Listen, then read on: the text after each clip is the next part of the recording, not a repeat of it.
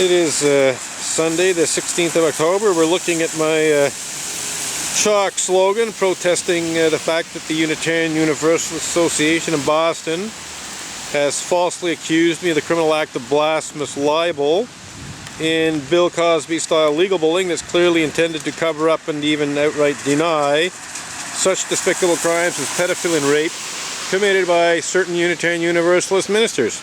Say nothing of certain Unitarian Universalist Sunday school teachers. Say nothing of certain Unitarian Universalist lay leaders, such as Richard Buell.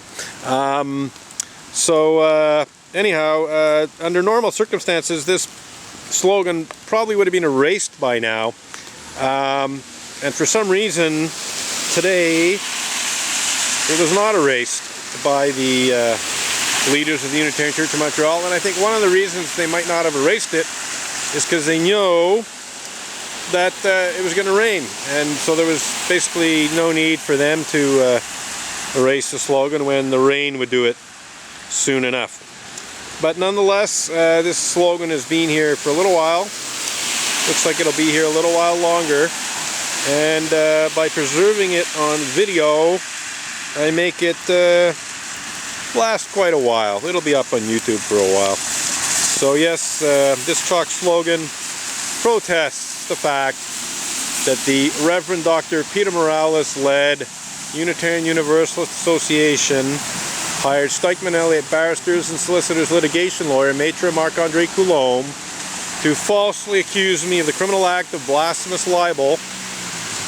in an effort to intimidate me into removing blog posts that tell the readily verifiable truth about such despicable crimes as pedophilia and rape committed by Reverend Mac Wallace Mitchell, Richard Buell. Those are the two cases that I blogged about, but there are other cases that I have not yet blogged about, that I had not blogged about.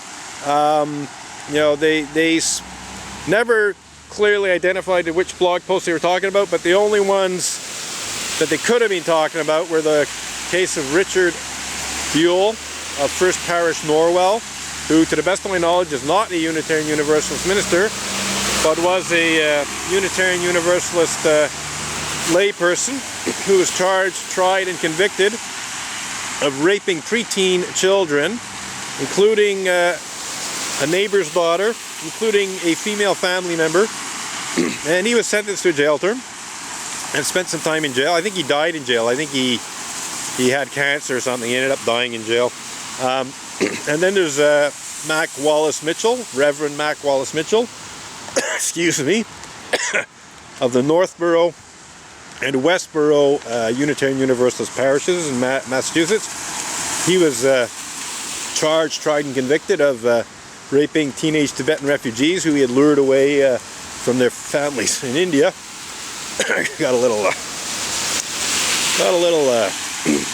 irritation in the throat there. And he was charged, tried, and convicted too when they finally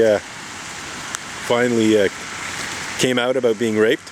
But there are others. You know, there are others, and the whole point of a cease and desist demand letter is not only to intimidate the person into removing the truth that he's already told, but to intimidate the person into not telling any more truth. You know, not telling anything, not saying anything else about such despicable crimes as pedophilia and rape committed by certain Unitarian Universalist ministers, certain Unitarian Universalist Sunday school teachers, and so on.